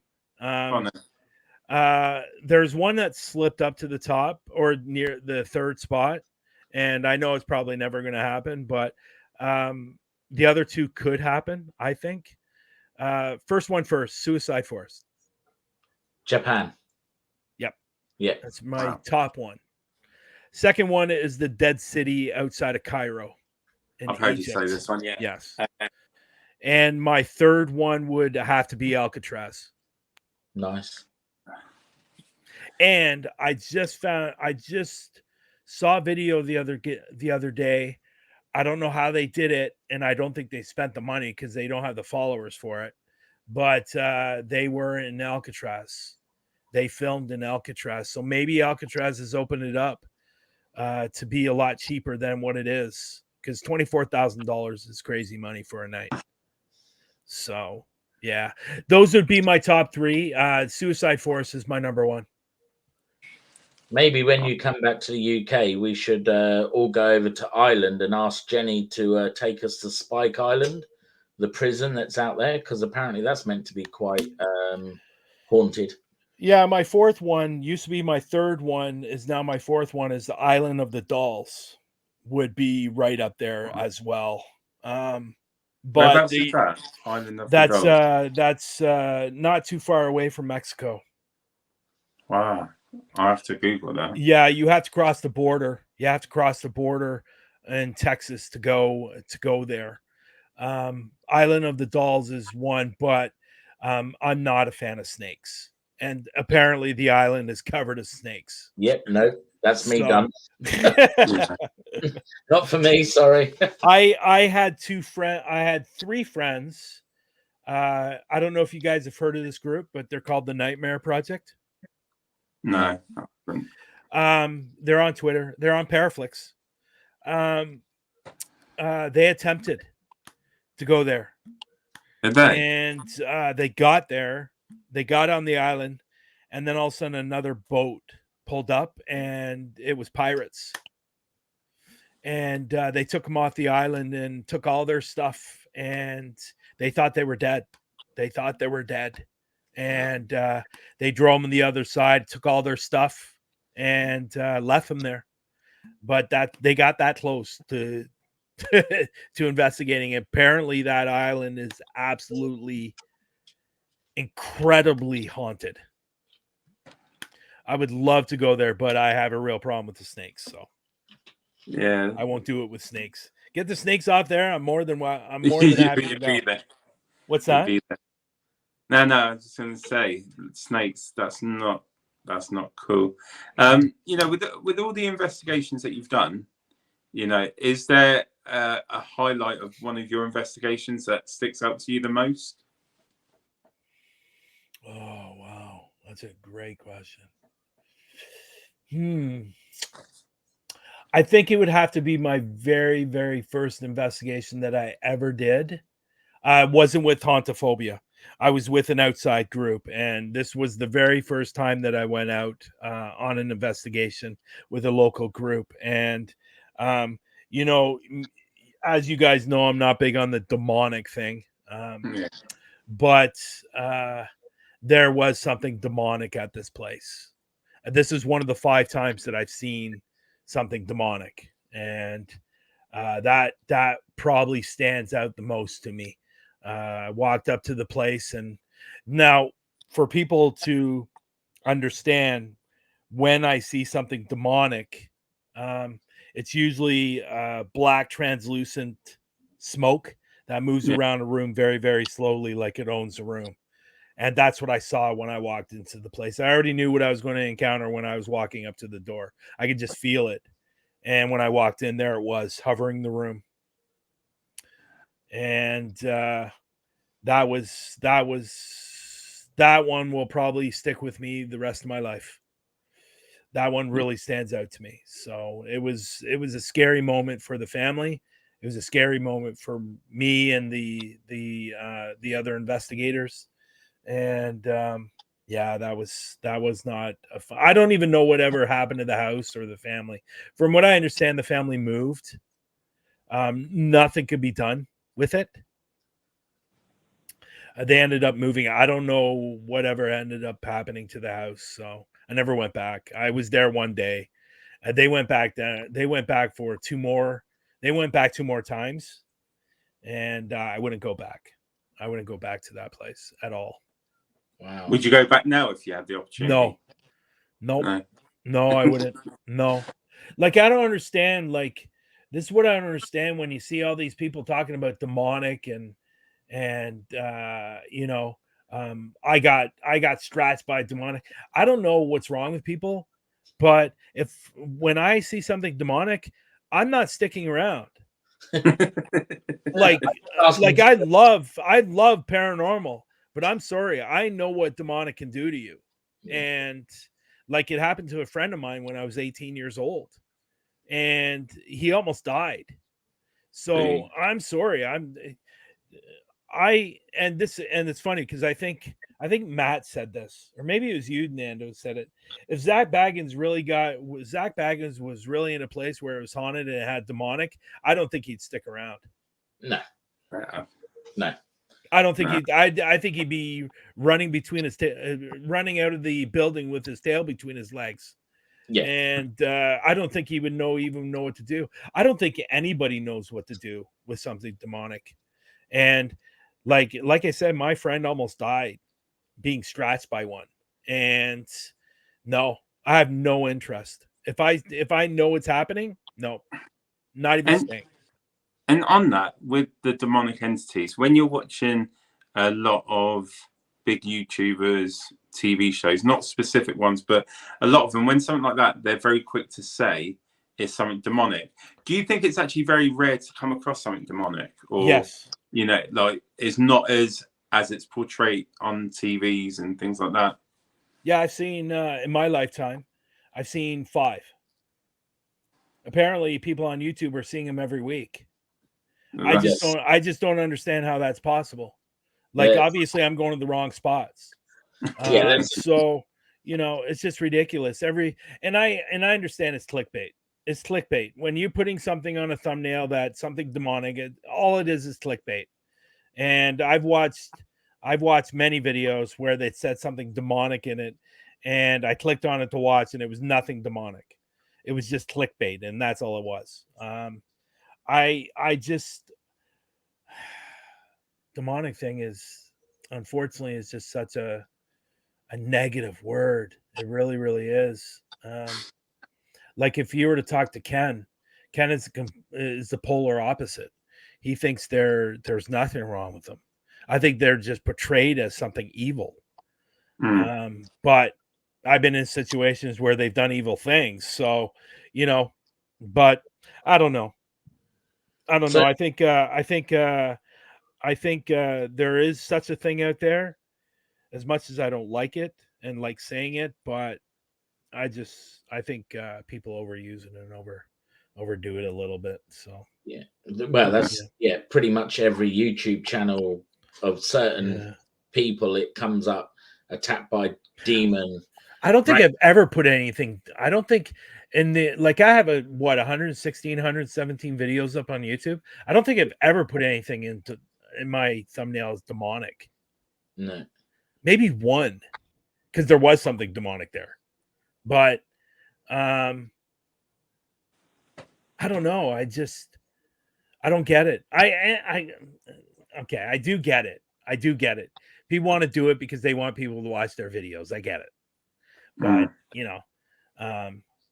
it's disappointing. It really is disappointing. So going on to Global Ghost Hunt, what was your thoughts when you were sitting at home and suddenly decided to come up with Global Ghost Hunt? How did that come about? Well, looking back at it, stupidity would probably be my first word for it. I thought you was going to say. No. You know what? When I was with the other one, and I was only with them for like 3 weeks, I thought that like right off the bat, it was something I thought I could do, and I could do better. That was my initial thought. So when I went to Matt and AJ about it, and they said, "Yeah, go for it," I just thought it was a great opportunity because I think it was probably about a week before I heard about a location being torn down. And then probably 2 months before, I heard about another location being torn down here. It's probably about an hour and a half from me. It wasn't torn down recently. It was torn down years ago, but it was torn down. And apparently it was very, very haunted. And it was a hotel. Right. And that just got me to thinking. That really, really got me to thinking that maybe we can do something that will be great for teams, but also great for locations. Because the other event really doesn't focus on the locations. It's more about the teams. I thought we could do both. And that's really why I wanted to start it. And if I knew then what I know now, I might have had second thoughts. But no, but it's been great. And what I really loved, not only with Global, with Parapost Network Central, with Through the Lens, that I've been able to help and support people, to help them grow and to become better investigators, to be better people. And then even with the admin team, getting to know each other, developing great friendships, and the Parapost Network Central, seeing all these podcasts or vodcasts, and then I have somebody on, and then they're on another show a few weeks later, or the opposite. It's just been it's really been wonderful to see. But Global Ghost Hunt has really been a joy. It's been a lot of work. It's been a lot of hard work, yeah. But nothing becomes successful unless you work hard to make it successful. So, and I think we're on the right path. I think we're on the right path to make this to be the number 1, number 2 event in a couple of years that people are going to want to be a part of. And it may not, but I'm hoping it does. And I think everybody on the admin staff are really pushing it to happen. So, but with all that being said, if it doesn't, we've all developed great relationships and great friendships, and that's what's important as well. Brian is coming to Ghostorama. It's in August. It's out in Michigan. That's Dan. It's Dan Holroyd. Good friend of mine. He's hosting the event, and he's invited me to come out there, and I'm definitely going to try. It's probably 90% I'll be there. There's another 10% that I'm not sure yet, but I'll probably be there. Dan is a great guy. Dan is part of Global Ghost Hunt. He's a spokesperson. He's just taking a little bit of hiatus because he's medical reasons. So lovely to see you, Dan. Lovely to see you. It's very rare that he gets into these shows. Okay, well, thank you for joining. Yeah. Right. I've got one other question for you. Are we gonna show more videos though, right? Yeah. Yeah, okay. Before, I've got, Okay. it's one of my questions that I like to ask everyone, but I've never asked you. Uh-oh. What advice would you Don't give? scare me. No. What advice would you give to someone just starting off in the paranormal field? Why? No. Like you're laughing, but it's a legitimate question. Why? Why are you getting into the paranormal? Are you getting in because you really have a passion for the paranormal? You love the paranormal. You want to go out there and get answers and stuff like that, or are you just in it because you think you're going to be famous? Okay, I want to get into it. It's an honest question. No, that's okay. So if that was me, I want to get into it because I'm very passionate about the field. Yeah, I would definitely say this. It really depends on the person, to be honest, and where they want to take it. I think they have to ask themselves where they want to take it, what they want to do, what area they want to focus on. Are they looking just for the hunt? See, I put paranormal investigators in 3 categories: the hunters, the ones looking for the answers, and the science. That's how I put investigators in those categories. I'm definitely the answer type. I've met a lot of people that are the hunters, and I've met a lot of people that are the science, like Dan, his co-host on his show. Not Dan's show. Sorry, Dan, not your show. Oh God, he just had a show on today, The Cemetery Files. But the reason I thought of Dan is because Shane, that used to be, I think he still is, I think they're coming back in September, but on another show, Dan is he's on Dan's team, actually. That's why I thought of Dan. Shane Feek, he's a science guy, he's a numbers guy. So you definitely have those types, but I can't, he's gonna kill me that I can't recall his name. What the hell? Where's my mind? So, anyways, other than that, I lost my train of thought. What was the question again? What advice would you give someone? Oh yeah, that's right. Hey, let's give him a bit of a break. He celebrated a big birthday last week, so give him. Oh, stop it. Yeah, I would definitely. My suggestion for a lot of people that have come to me and asked me, try to find a local team that you want to go out and see if they'll invite you to come out. Yeah. So, and which is true, he did have brain surgery. Find a local team and see if they will take you out, and you can just tag along and watch.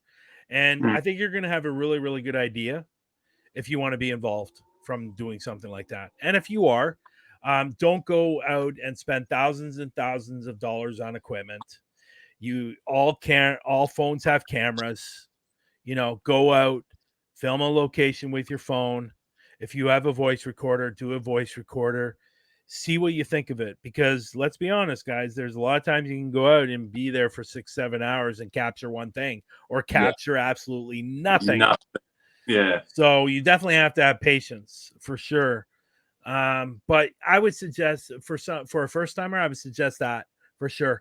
And then once you've established if this is something you want to do, start researching on places that you want to investigate, and start knowing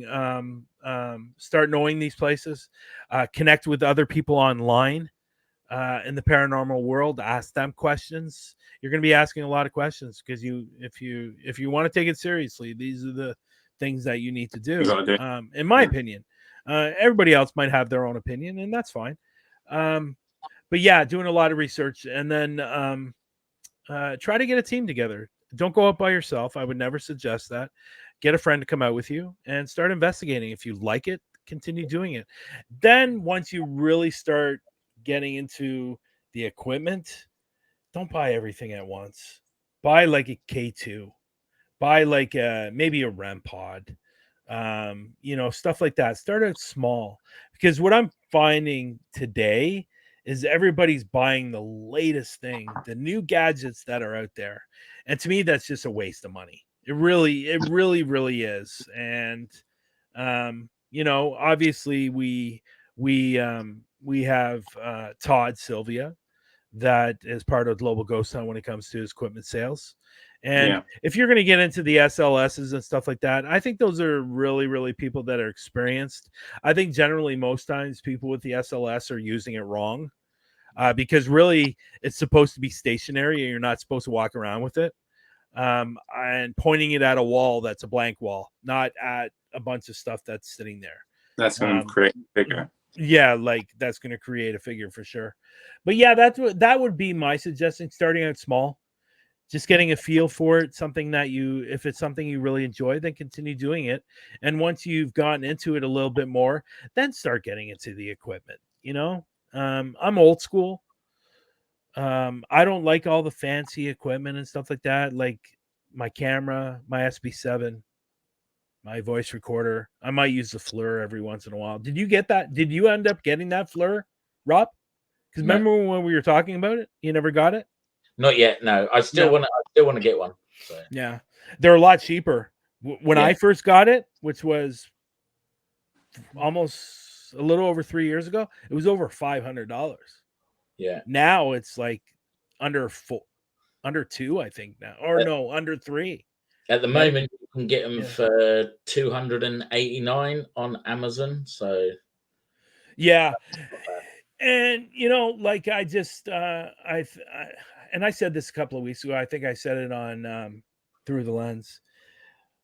One thing I've noticed with this industry over the last couple of years, people have made this industry so bloody complicated.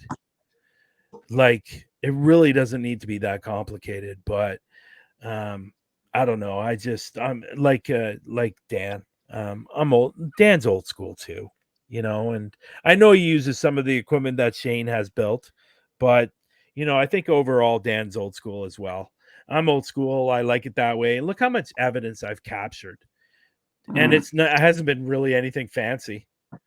It's been a microphone on a camera or an SB7 or a voice recorder. It's not like the SLS or the fancy REM pods and stuff like that. You do seem to pick up a lot of good stuff. There's a clip here from the church where it says, "Please come back." Yeah. Oh, you know what? When I this one's creepy. This one's really creepy because I've been to the church like 5, 6, 7 times, and I've never ever encountered something really bad there. Like I've walked into the place and I've captured "Get out, assholes." Like it said that, and it said it twice. So it's not really, it hasn't been anything bad, but that the voice is creepy, and it asking us to come back is even more creepy. It's like something you'd see from a movie. Okay. Like it's just really creepy. You have to really listen to it, but you can hear it. And I do audio boosted in the second clip of it. So okay, here it is then.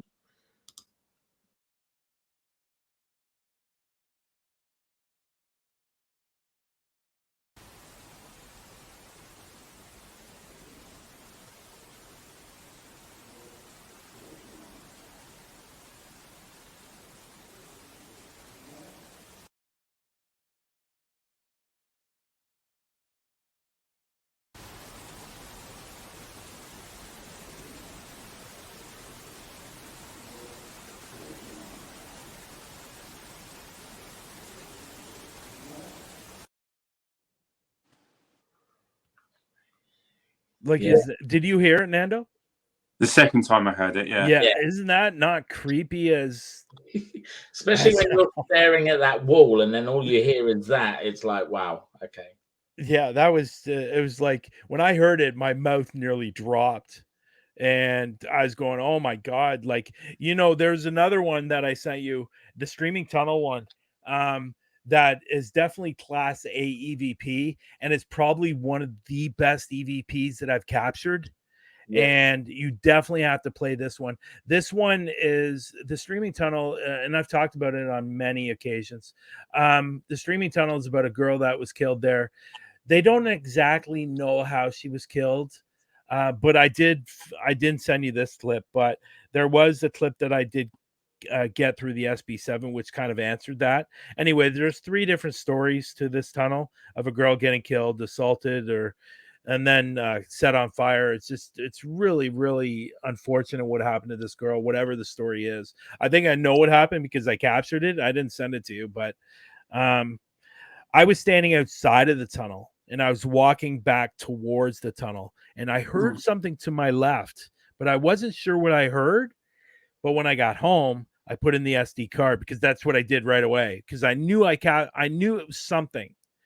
So I got home, put in the SD card. I went to this part and my mouth dropped and I went, holy crap. This is definitely Class A EVP at its finest. It's really, really super cool. All right, here we go then.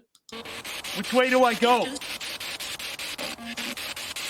Point me in the right direction.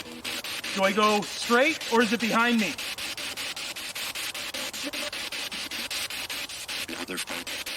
The other side. What does that mean? What does the other side mean?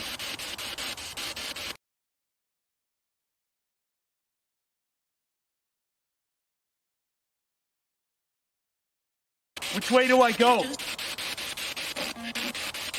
Point me in the right direction. Do I go straight or is it behind me?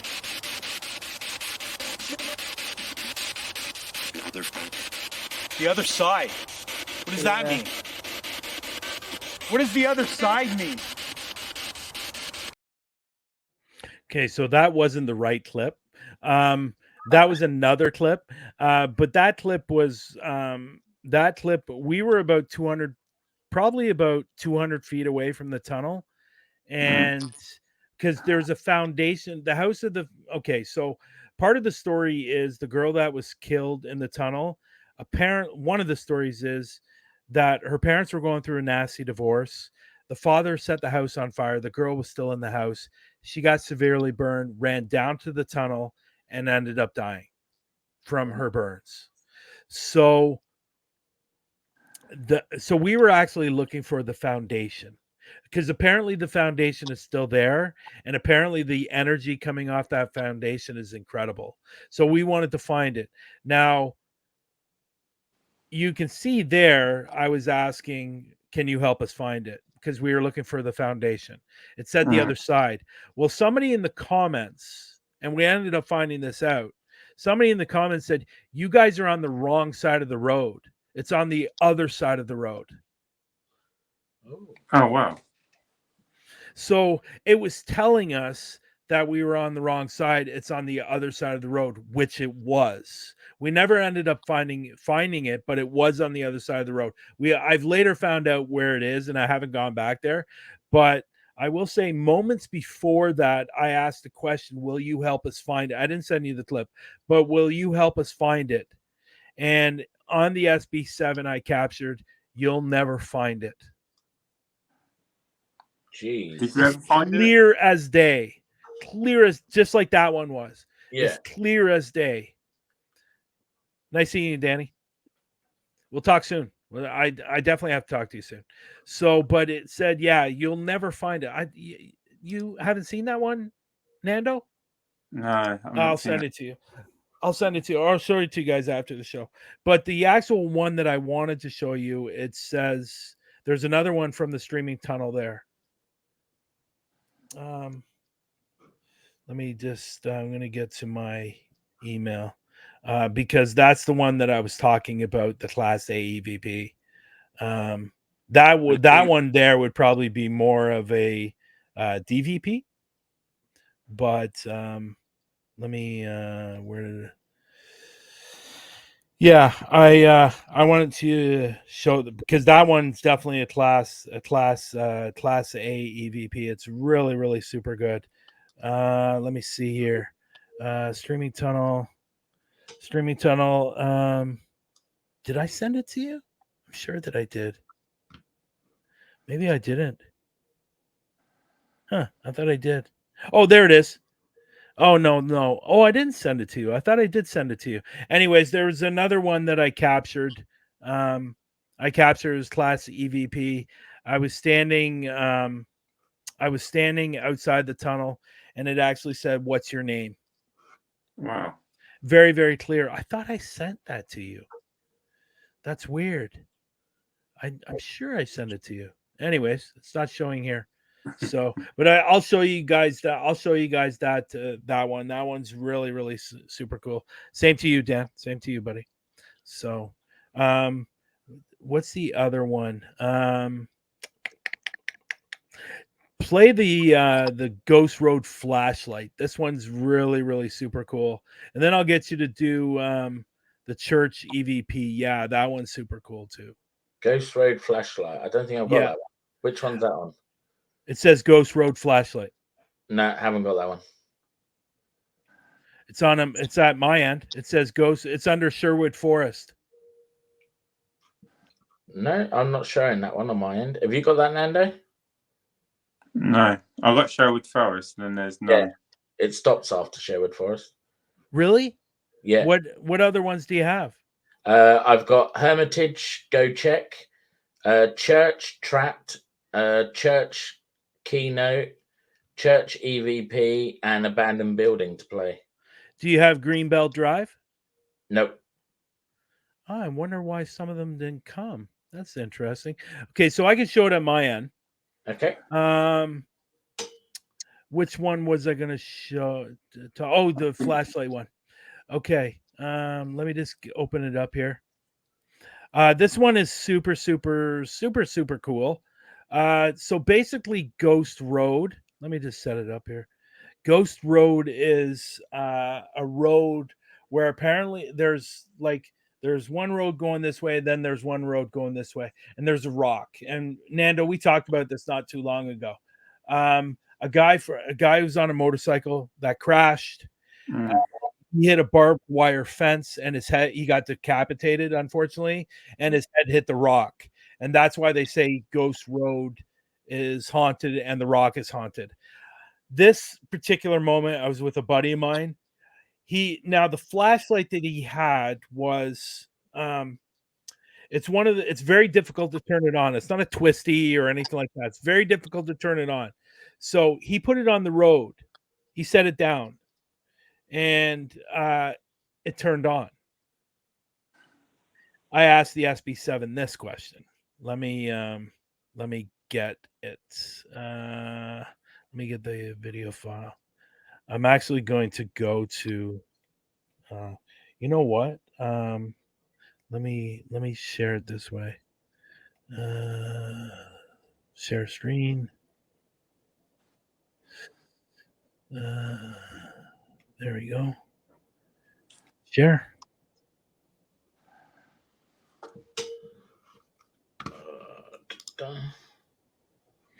Okay. So again, Ghost Road, Rob put his flashlight on the road, and then I asked the SB7 this question.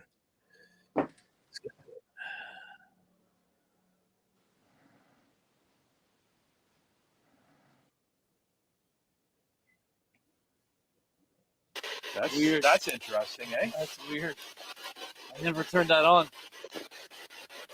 My light just came on all by itself. Did you turn on Rob's light? That was just something there. Yeah. Did you turn on Rob's light? Wow. That was pretty clear, wasn't it? Sure. Yeah, that one's pretty cool. Again, it's one of those. Now, if you heard before, if you before he said sure did, I didn't realize it when I put up that clip or when I put up that video that there was actually something else said before that, and it actually said hello. Wow. Which I thought was really, really, really cool. So what's the other ones? Sorry, what are the other ones that you have? The Hermitage where it says Go Check. Yeah, this one's very, very cool. So Yeah. the Hermitage is, I'm not going to get into much about the Hermitage. The Hermitage is, it's a ruins. It used to be a mansion. The guy that owned it, killed, it's a kind of a love. Oh, his internet's gone again. yeah. See what happens when you show paranormal stuff, right? So so this guy was in love with this guy's niece. He wasn't allowed because he wasn't upper class. He ended up hanging himself. He didn't get killed. He hung himself in the back barn. The Hermitage Ruins is a fantastic place. It's basically a wall that used to be a mansion, and it used to go really, really far back. That's not really there anymore. It's just a foundation now. But so there's several parts of the Hermitage Ruins. We went to another part where it was the first, I believe, and please don't quote me on this. And if I get this wrong, I apologize. I believe they were one of the first Black families here in Canada. Something along that lines. He worked for the railroad. So we were standing outside his house, and I asked a question, and this is the response.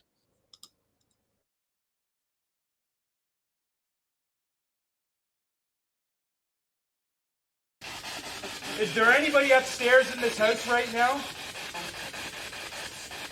Check. You want to check? I heard go check. Yeah, I heard go check. Go check? Wow.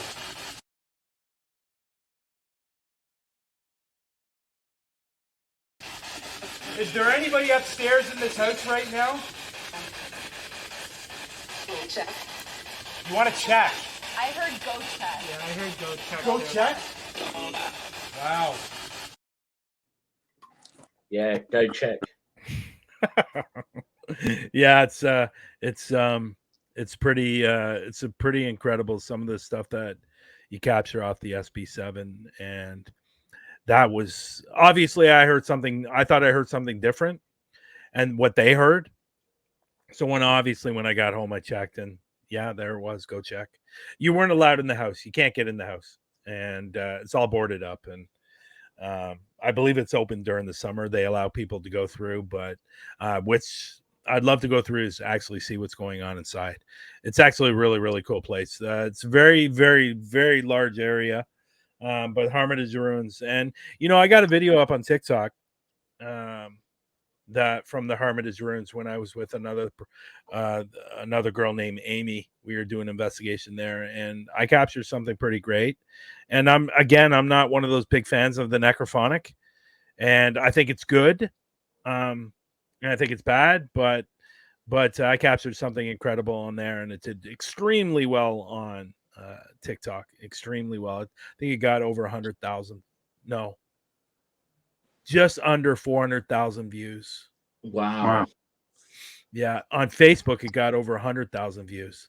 On YouTube, I think it's at 68. Yeah. It's a bit disappointing sometimes. It is a bit disappointing. Okay, answer me this question. Because of my other YouTube channel that it's done well. I've had a crap load of views for Miles for Home. They sent me a thing email the other day to become a partner for YouTube in the monetization. Yeah, because they've just lowered all the statistics now, haven't they? You don't have to have. So now you have to have 500 subscribers, and I think it's 2,000 or 3,000 watch hours instead of 4 now. Oh wow! So they brought it down. Yeah. Oh, I didn't know that. So maybe that's why they sent it to me. And I guess for some reason, that channel doesn't go along the guidelines of monetization. Yeah. So I guess there's some things that I still have to do, but it's at almost 19,000 hours of watch time. So, but anyways, okay, next one. What's the next one? Okay, so we've got the church where it says trapped. Oh yeah, this one's good. I was with I was telling my son's friend about this church. Church is awesome. If you guys ever come here, I'm taking you to that church. It's incredible. So I don't know what's going on with this church. I have to be honest. It seems like there's a lot of spirits in this church, but why are they still there? Why are they still there? And it's puzzling. And I wish I could get the answer why they're still there. But we asked the question. We ask a question, and the response we get is, well, we get it twice. It's pretty cool. Okay, here we go.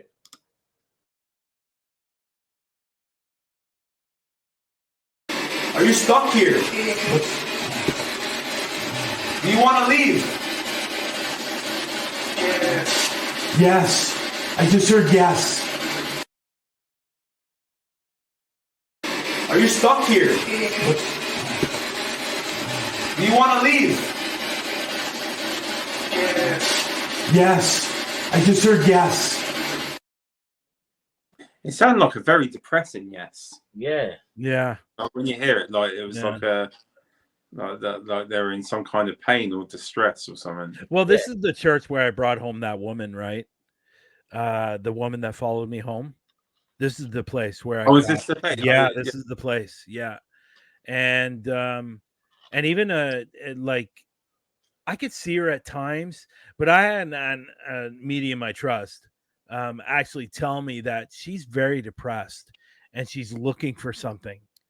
And I captured a little boy in this church on film, like on still photography. Like it's a little boy. And we determined that she was looking for her son. So I ended up taking her back to the church. And I don't, honest to God, I have no idea what's going on with this church, but there's so many spirits in this church. And it's not a very big church at all. It's actually quite small. And but that one room with the white chair in the middle of the room is just creepy as hell. If you ask me, I don't know who brought that chair there or if that chair has always been there, but it's creepy. It's creepy. And then then the chair on it says, "Come sit." I've never sat on it. I will never sit in that chair. One, because I think I'd go right through it because there's just cardboard there. There's actually no cushion. But anyways, so what else do you have?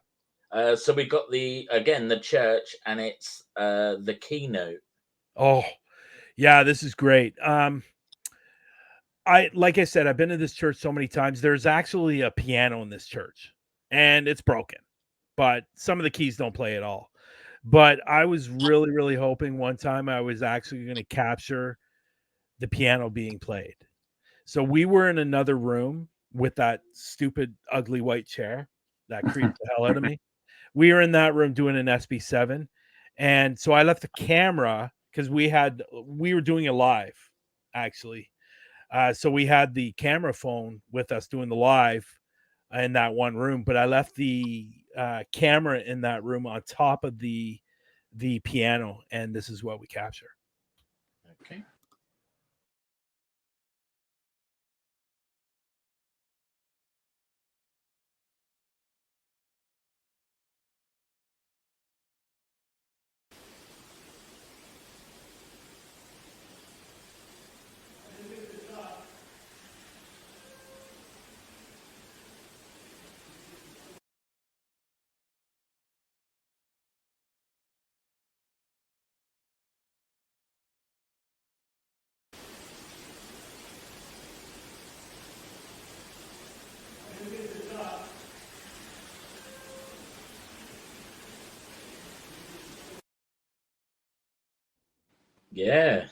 Yeah. Little.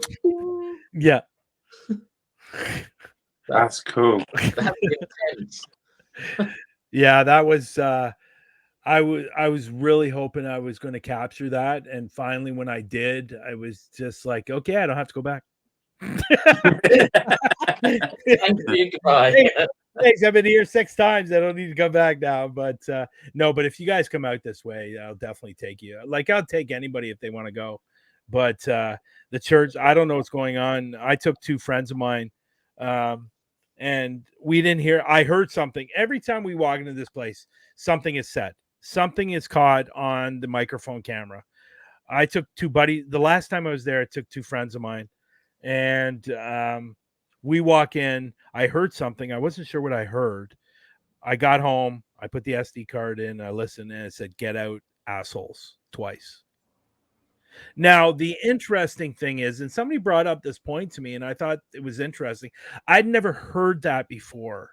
Like, I'd heard "get out" and stuff like that, but not "get out, assholes." Now, somebody mentioned, do you think maybe they were talking about the two guys you brought? Because they know who you are. And the reason they know who I am is because on my SB7, I captured it saying Brian 3 times. Oh, wow. So they know who I am now. And so maybe they might be waiting for me. Maybe I should go back. But yeah, I'd never seen these two guys, so maybe it didn't like them. Maybe there was something about them they didn't like, and that's why they said, "Get out, assholes." But it was really weird because because obviously the EVP that we played earlier, "Please Come Back," it doesn't gel on. Yeah. It doesn't make a lot of sense why he would do that and then say to me, "Please come back." So maybe it was because of the two other guys that I brought, and they loved the place. They thought the place was incredible. It is an incredible place, but there's a few rooms there and that really smell because of the mold, right? Yeah. So, honestly, if that place went up for sale, that land went up for sale, and that place went up for sale, I'd buy it. I would buy it. I would find the money and I would buy it and then I would clean it up and I would open it as a haunted location because it's incredible. There's so much activity in this place. That sounds great. Yeah, I'd love to. I definitely would. So, what else you got? I don't understand why all of them didn't come. That makes no sense to me. I don't understand. I've got another one at the church, which is the EVP that says yeah. And yeah, this one's cool. This one's really, really cool. So this is I took another buddy of mine. I don't have Huntaphobia is bring friends with you.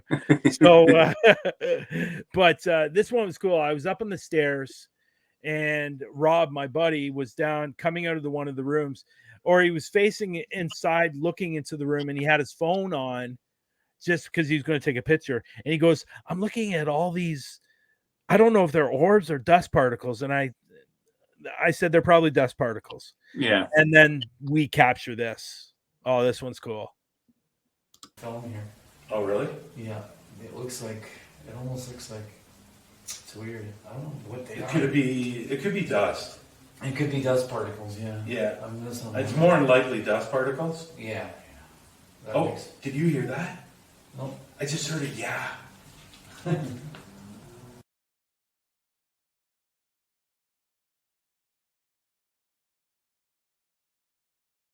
Film here. Oh, really? Yeah.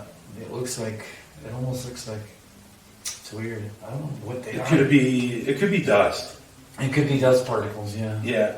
It's more than likely dust particles. Yeah. Did you hear that? No. I just heard a yeah. That was clear, and your mate was like, "What?" Yeah, which I think is really interesting about that, because people question that, like our voices are talking. Yeah. And then all of a sudden you hear a third voice come in, and it was just one of those things where you go, okay, I know I heard something, and I heard and it was loud. It was a loud yeah. Yeah, it was like it was behind Rob. So where Rob was, it was almost like by the camera, because in fact, I've left the camera in the hallway by itself, and I've come out to the camera, and I've gone up to the stairs, and you can hear "Get Out," clear as day. You can hear "Get Out," and I could hear it with my own ears. Jeez. And again, with my abilities, I can only see them. I can't hear them, or I can't see facial features. So if I'm hearing it, guarantee everybody else is going to be in there is going to hear it too. And you know, what I think is really, really cool is the fact that every time I go there, I'm capturing not 1, 2, 3 things. I'm capturing 8, 9, 10, 11, 12 different things. Wow. And it's just, I'm telling you, guys would love this place. Again, not very sanitary. It probably wouldn't pass any codes, but it is really, really super cool. But what I would love to do, what I'd really love to do is, if I ever had the opportunity to buy the place, I would put live security cameras in there, because I guarantee you're going to capture an apparition at that place. And I was going to send you this video, but I didn't. There's another video that I was going to send where we were coming back into the room where the piano was, and there's a book on the piano. That piano was thrown off the piano. Wow. We didn't actually, Jay actually captured it hitting the ground, but you could hear it being thrown. And it's just, the place is cool, man. I'm telling you, I would put up security cameras in that place and let it ride. Just let it ride and just let it ride, because I guarantee you're going to capture an apparition.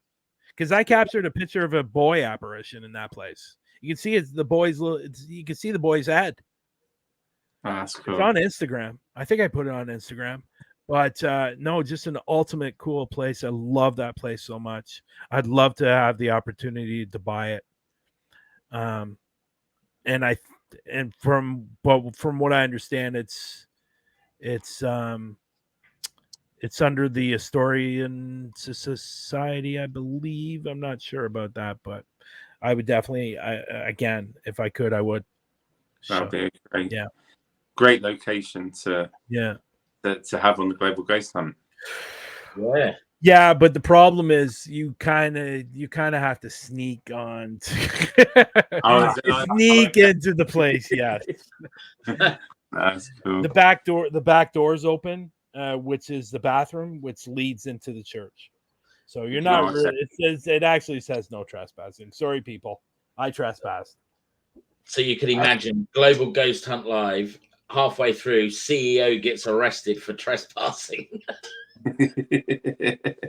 Yeah, but the good thing is, the time you go, there's nothing, like there's a car dealership right beside it, and then the other side there's a house, and I don't think anybody, I think it's one of those houses that nobody lives in. Like they probably only spend a little bit of time there. Other than that, there's nothing else around, so it's not like you're going to get caught. No. So you're definitely not going to get caught because there's nothing around, and when we go, the car dealership's closed. So yeah. But, we've got one more clip. That's the abandoned building. What does it say beside it? Doesn't, just says abandoned building. Okay, so I think I know what this one. If I'm wrong, I'm sorry, folks. But this is the abandoned paper mill, I believe. Let me just take a look. Abandoned building. I'm not sure what it is, so you might as well. Oh, it's the abandoned. Okay, I know which one it is. It's the paper mill. It's probably about 30 minutes away from me. It's in a town called Georgetown.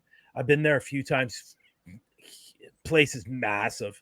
It was a factory. It was a paper mill, and it got closed down several years ago. It's classified as probably one of the more haunted spots, but it's not on the list because you're not allowed actually inside.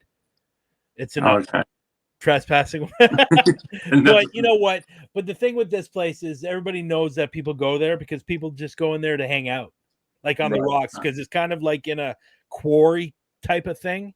It's really cool. So apparently I went with somebody else, and apparently somebody said that there was a person named George that was either died in the location or is part of the location somehow. So I asked that question, and this is the response I get.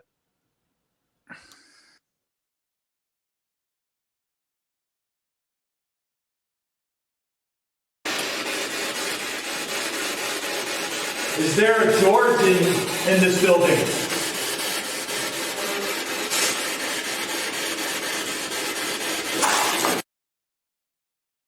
Is there a George in this building?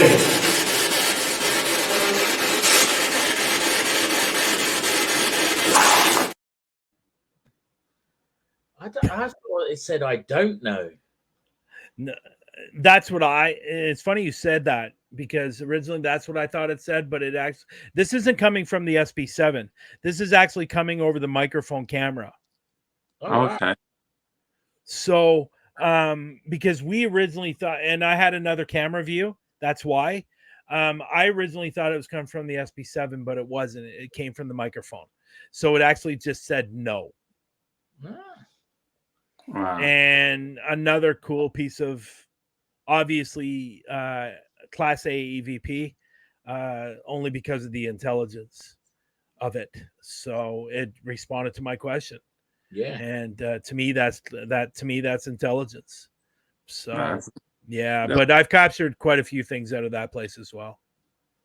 It's all been great. You know, the responses with your SB7, like, you know, I think the first time I got to see it like properly was when you come down, because I've never really used it before until you were using it, and some of the responses you were getting full sentences, and it was just weird. But no, it was definitely great evidence there.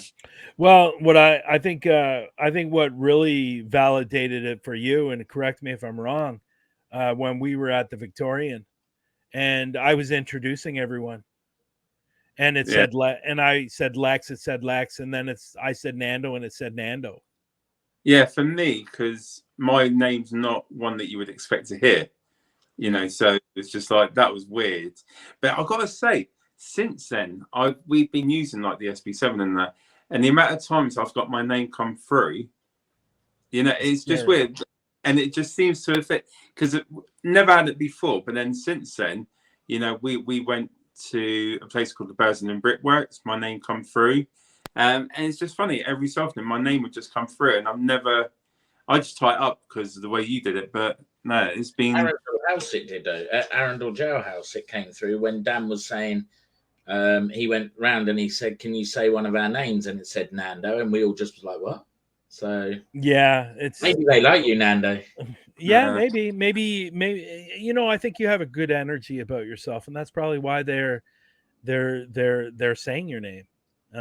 You're a good person. You have good energy. You have a good aura. Yeah, you have a good aura around you. As long as they stay where they are, then I'm fine. don't be coming back with me. Don't be trying no funny tricks.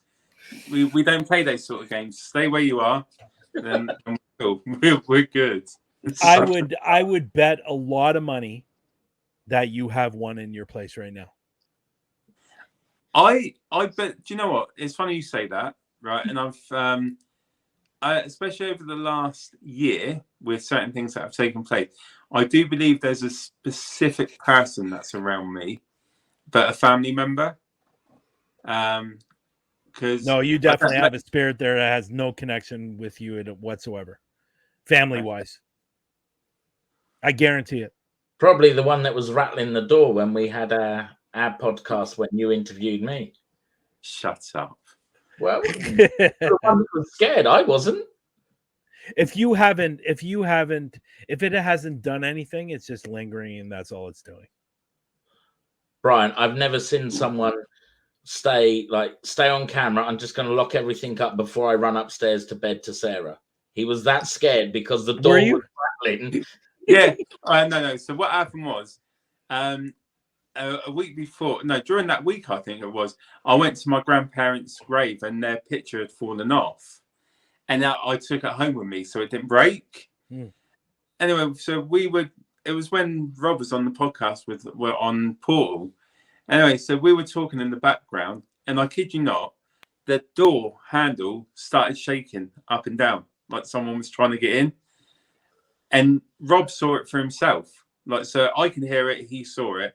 And I was like, mate, stay on the phone while I just make sure everything's locked up. Once I made everything sure what everything was locked up, I was like, I'm going to go to bed now. See you later, mate. And then I shut upstairs like that. I was gone. But it was just weird because there was no breeze or anything. And we were talking for about, a good 40 minutes after the show. Yeah. And the door handle just started going up and down on its own. And Oh. like I said, I don't like it in my house. And I'll be honest, I shit myself. Got Rob to stay with me, and then I was like, mate, you can piss off now. I'm going to bed. Bye. And that was it. He texted me from bed saying, "I'm in bed now. I'm safe." I was like, "Oh yeah, because Sarah's there protecting you. That's why you're." But, you know, yeah, it's unsettling. It really is. You don't, like I'm one of those people that, if I go to a location, they can, like, I'm more than happy to converse with them, but that's it. Yeah. I'm going to be leaving. You need to stay. And I generally say that. You need to stay here. And I enjoy talking with you, or if anything, it's happened. But it's unsettling if you have something in your place. Like I've had people. I had people before I moved to Toronto. I lived in a place, and I'd been there for like 10 years, and there was definitely somebody in there. There was a spirit in there, and every so often I'd be sitting downstairs, and I could hear it walking upstairs. Oh no. And you could hear it walking upstairs. And I had people over and said, "Who's upstairs?" No one. Why is there walking going on upstairs? Unfortunately, there's something here. And it's funny because they don't stay much longer after that. And Yeah, I was always going, why are you leaving? You said you're going to be here for a while. No, I got to go. I got something to do. Yeah, okay. So you that's one way to get rid of people if you want them to leave. Yeah, that's a good way. So, No. but yeah. Perfect. Cool. Well, thank you very much. Wow, it's been that 2 hours. Wow. Just looking at the time now, flew by, didn't it? It did, yes. It was That's very awesome. good. Thank you very much, guys. I appreciate actually being your first guest. Your very first guest. And it's been a pleasure. And like I said last week to you guys, I hope you guys have a lot of success with this show, and I think you will. And just keep plugging away and doing your thing, and good things always happen. Yeah, it's been great to actually. This is the first time I've actually got to interview you in a way. Really? Yeah. I know I've been on your show with Sarah. Yeah, you were with Sarah, but not with me. Yeah, no, I don't think. Yeah, this is the first time. We've never done this together like this, so it's been cool. Well, no, we've had you on Through the Lens, didn't we? Or was it just Sarah? Sarah. Yeah, and it was Sarah and Rosie, right? Yeah, it was Sarah and Rosie at the time. Yeah. Okay. Wow. Huh. It's interesting. Okay. I've had you as a co-host. I know, that's been fun. That has been fun. Yeah, that's been great. That's been great. But thanks, guys. I really appreciate it. And like I said, I hope you guys have a lot of success with this show, and I think you will. Keep doing your thing, and don't be nervous, Rob. Nothing to be nervous about. I heard you. I heard you say before you brought us down and go, "I'm nervous." My eyes have been focused today. It's all right. I'm not been going like that all the time. I'm telling you, it's going to take you 5 or 6 shows, maybe a few more than that, and it's like going to be like second nature to you. Yeah, so you'll be fine. You're doing great now. Cheers, man. All that creepy shit behind you can get rid of, though. Well, just kidding. That's cool. No, again, guys, I'm going to say it again, and I said it a third time. You guys are going to have a lot of success. Keep doing your thing. It's going to be fun to watch. Thank you. And thank you for everyone for joining in, and anyone watching on playback. It's been a great show. Been great talking to you about not just the paranormal, but about the acting stuff as well. Yeah, that was good. Cool. Nobody's really asked me that stuff. So yeah, it was fun. Thank you. That's all right. So I'm just going to say goodbye, everyone, and we will see you next week. If there is any teams that are watching, we mentioned briefly about the Global Ghost Hunt. There are still spaces for teams to join.